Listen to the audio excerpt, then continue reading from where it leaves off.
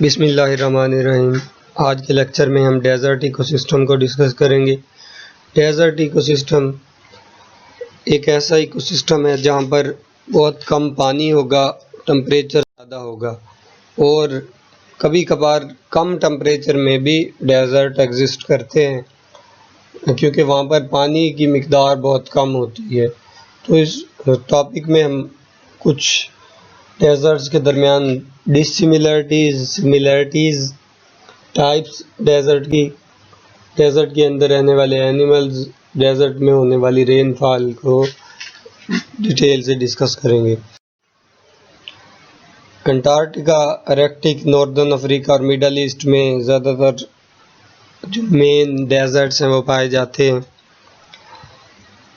ज़मीन का 1/3 part dessert और नियर डेज़र्ट एरियाज़ मतलब सहरा और सहरा से मिलते जुलते इलाकों ने कवर किया हुआ है। इसके अलावा सिर्फ अकेले डेज़र्ट्स ने 7वां हिस्सा ज़मीन का, खुश्की का ज़मीन पे 7वां हिस्सा कवर किया हुआ। एक साइड पे लो टेम्परेचर वाला डेज़र्ट दिखाया गया है जहाँ पे बर्फ़ जमी हुई है अंटार्कटिका वाली साइड पे। दूसरी साइड पे नॉर्थ अफ्रीका में हाई टेम्परेचर वाला डेज़र्ट दिखाया गया है।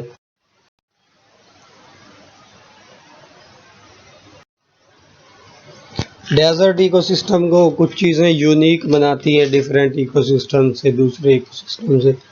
जो इसका स्ट्रक्चर है, इसकी करैक्टरिस्टिक्स हैं, इसके एनिमल्स हैं। अब डेज़र्ट्स दो तरह के हैं, कोल्ड डेज़र्ट और हॉट डेज़र्ट। कोल्ड डेज़र्ट हैं जो टेम्परेट डेज़र्ट हैं, टेम्परेट इकोसिस्टम के अंदर ये पाए जाते हैं।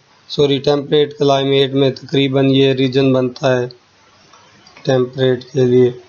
ऊपर भी टेम्परेट के लिए ये रीजन है और साउथ पोल पर भी टेम्परेट के लिए ये रीजन है।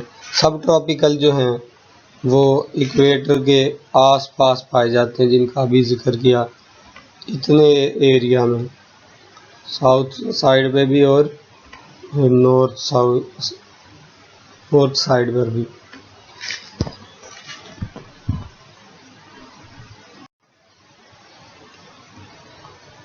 सिमिलरिटीज़ टेम्परेट और ट्रॉपिकल सब ट्रॉपिकल डेजर्ट्स में, दोनों डेजर्ट जो है वो 10 इंच रेनफॉल से ज़्यादा रेनफॉल रिसीव नहीं करते, यानी तकरीबन ये 250 मिलीमीटर से ज़्यादा बारिशें यहाँ पर नहीं आती। हवाएं खुश्क हैं क्योंकि पानी की कमी है। कंडीशन मुश्किलात ज़्यादा हैं, यहाँ पर पानी की कमी की वजह से प्रोडक्टिविटी भी कम होती है।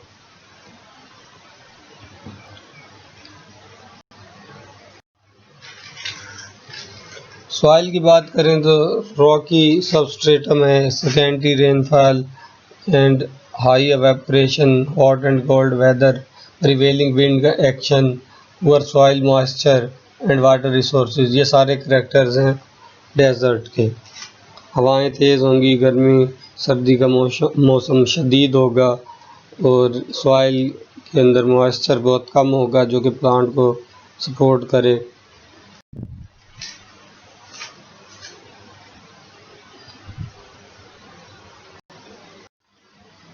Sand dunes and soil in desert, रेत के टीले भी सहरा में बनते हैं।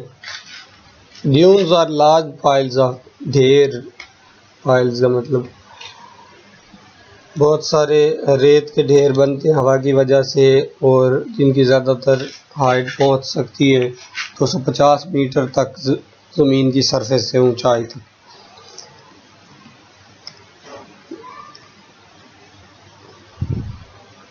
अब जो सैंड ड्यून्स हैं, सैंड ड्यून्स की दो साइडें होंगी, लीवर्ड साइड और विंड साइड। सॉइल मॉइस्चर नहीं होगा लेकिन फर्टाइल होगी। मॉइस्चर ना होने की वजह से प्लांट ग्रो नहीं करते लेकिन फर्टिलिटी वहाँ पर सॉइल में होगी। तो ये सैंड ड्यून का डायग्राम है। इसमें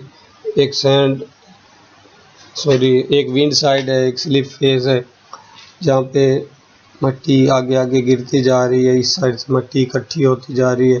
टीले एक जगह से दूसरी जगह बहुत अरसे बाद थोड़े थोड़े शिफ्ट होते रहते हैं। क्लाइमेट के हिसाब से बात करें तो सहरा जितना खुश्क इलाका कोई भी नहीं है, और जितनी ज़्यादा हीट एब्जॉर्ब करता है सहरा, उतनी भी कोई इकोसिस्टम एब्जॉर्ब नहीं करता, क्योंकि कोई दूसरा इकोसिस्टम जब हीट एब्जॉर्ब करता है तो वाटर वहाँ पर मौजूद होता है, वाटर वेपोरेट होके टेम्परेचर को दोबारा से कम कर देता है। दिन का और रात का सेमी एरिड रीजन है में बहुत ज़्यादा फ़र्क होता है। मतलब रात को सहरा में रातें जो हैं वो ठंडी होंगी और दिन बहुत ज़्यादा गर्म होंगे, दोनों के दरमियान टेम्परेचर का डिफरेंस बहुत ज़्यादा है। टेम्परेचर एवरेज 38 होगा और रात के टाइम 25 है एवरेज टेम्परेचर। डेजर्ट में कम भी हो सकता है, 10 to 21 टेम्परेचर। ये सिमिलरिटीज़ हैं अब हर तरह के डेजर्ट के दरमियान। 250 mm से ज़्यादा रेनफॉल रिसीव नहीं करते। एवेपोरेशन सब डेजर्ट इकोसिस्टम में बहुत ज़्यादा होती है।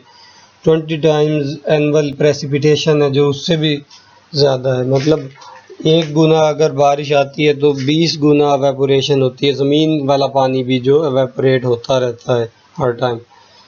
ह्यूमिडिटी बहुत कम होती है, बादल बहुत कम आते हैं डेजर्ट में।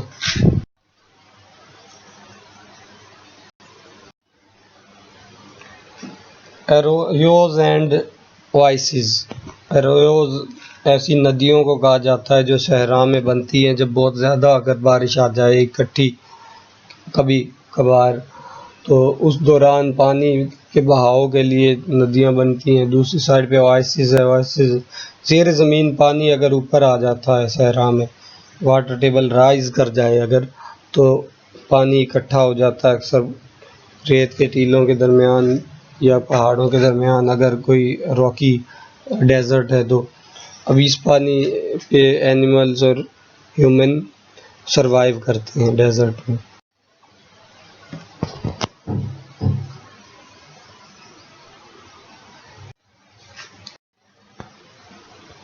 ओएसिस दिखाया गया है जहाँ पे नेचुरल वाटर, अंडरग्राउंड वाटर है जो वो आकर इकट्ठा हो रहा है। मुख्तलिफ जानदार यहाँ पर आएंगे, इंसान पानी लेने के लिए आएंगे जो सहरा में होंगे।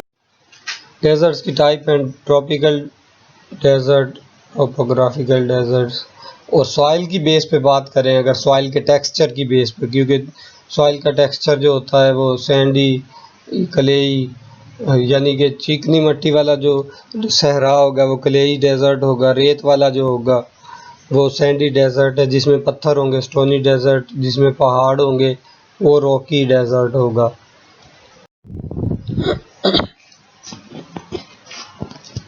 Life form of plant. सहरा में ऐसे पौधे एग्जिस्ट करते हैं जो कि सिर्फ कम पानी में सरवाइव कर सकते हो, या फिर उनके पास कोई ऐसा मैकेनिज़्म हो जो वो वाटर को स्टोर कर लें, जैसे कैक्टाई वगैरह सिंगुलर कैक्टस, तो ये वाटर को स्टोर कर सकते हैं। सकुलेंट ब्रांचेस होती हैं इनकी वाटर स्टोर करने के लिए, एलोवेरा वगैरह हो गया जैसे, वो जब पानी काफ़ी अरसे नहीं मिलता तो अपना स्टोर्ड यूज़ करते रहते हैं। ये लीफ थिक होते हैं ताकि इनके अंदर ज़्यादा ट्रांसपायरेशन ना हो, एवेपोरेशन लॉस ना हो, और इनकी रूट्स ज़्यादा डीप होती हैं ताकि ज़मीन की गहराई से पानी हासिल कर सकें।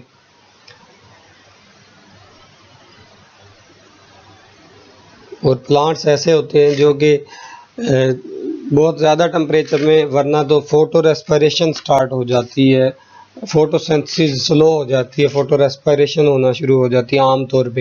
लेकिन जो सहराई पौधे होते हैं वो दिन के टाइम, कभी कभार कुछ ऐसे पौधे भी हैं जो दिन के टाइम कार्बन डाइऑक्साइड को स्टोर करते हैं, रात को स्टोमेटा ओपन करके उसको फोटोसिंथेसिस करवाते हैं। लाइट रिएक्शन डे में कंप्लीट होता है उनका, और dark reaction night time complete होता है। लेकिन उसके लिए ज़रूरी है कि उनकी प्लांट्स की एनाटमी डिफरेंट हो लीफ में, और ऐसे प्लांट्स जो होते हैं वो केम प्लांट्स कहलाते हैं, क्रैसुलेशियन एसिड मेटाबॉलिज्म। तो ये ज़्यादा डिटेल में डिस्कस नहीं करेंगे मज़ीद।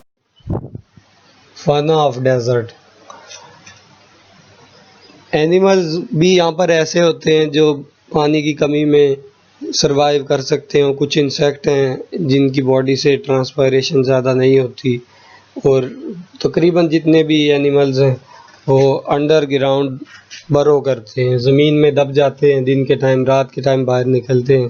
लेकिन कुछ जानदार जो गर्म हवाओं को या गर्म पानी की कमी को सरवाइव कर सकते हैं, वो दिन के टाइम भी निकल सकते हैं, लिजर्ड वगैरह, टॉर्टाइज।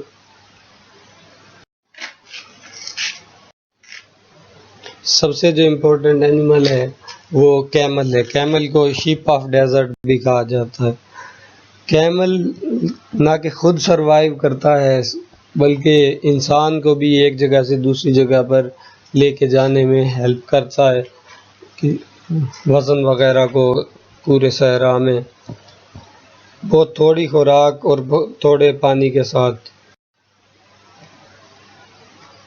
कैमल्स की 2 टाइप्स हैं, अरेबियन कैमल और Bactrian camel. Arabian camel single hump वाला होता है, और जैसे ये दिखाया गया, अरेबियन कैमल की बैक पर सिंगल हम्प है, ये हम्प, और बैक्टीरियन कैमल में डबल हम्प है। ज़्यादा एनर्जी वगैरह इसके अंदर स्टोर हो सकती है फैट की फॉर्म में।